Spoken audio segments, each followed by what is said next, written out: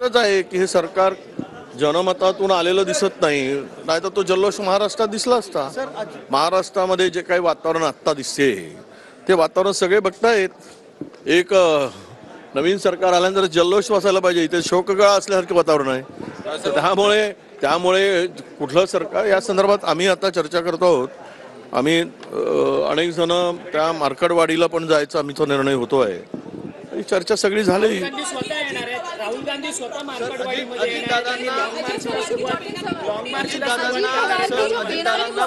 एक एक एक आप हिंदी मिळालेली आहे.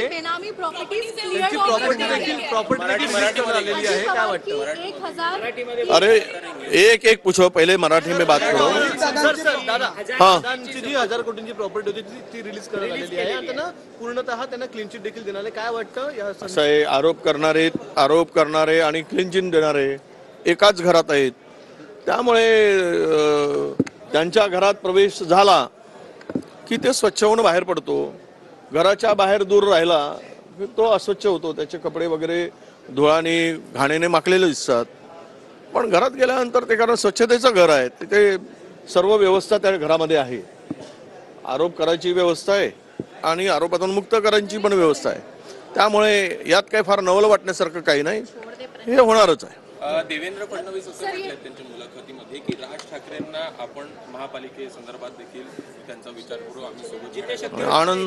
आनंद आहे. महानगरपालिका जिंकायची आहे आणि राज ठाकरेशिवाय शक्य नाही कदाचित असा समज त्यांचा असू शकतो. निवडणूक पण राज ठाकरेंच्या जोरावर जिंकले भाजपने असं तुम्हाला वाटतंय का? ही जी निवडणूक खूप अनेक गोष्टी आहेत, त्यामध्ये अनेक कारणं आहेत. त्यातला हे कारण असू शकतं.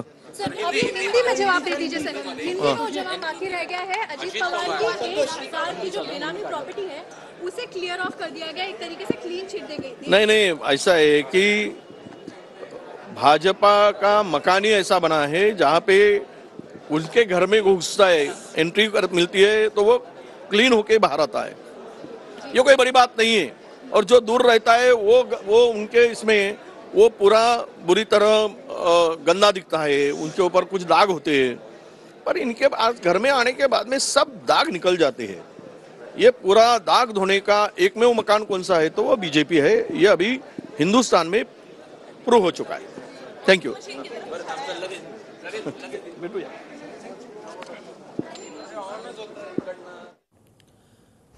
तर भास्कर जाधव, आदित्य ठाकरे बैठकीसाठी उपस्थित आहेत. विरोधक आज आमदारकीची शपथ घेणार नाहीयेत. अंबादास दानवे यांच्या दालनात ठाकरे गटाची बैठक आता सुरू आहे. हे सरकार लोकशाही मार्गाने निवडून आलेलं नाहीये, त्याच्यामुळे शोकसभेसारखं आज वातावरण दिसतंय. आनंद सुद्धा कोणाच्या चेहऱ्यावर नाही असं विजय वडेट्टीवार यांनी म्हटलं आहे.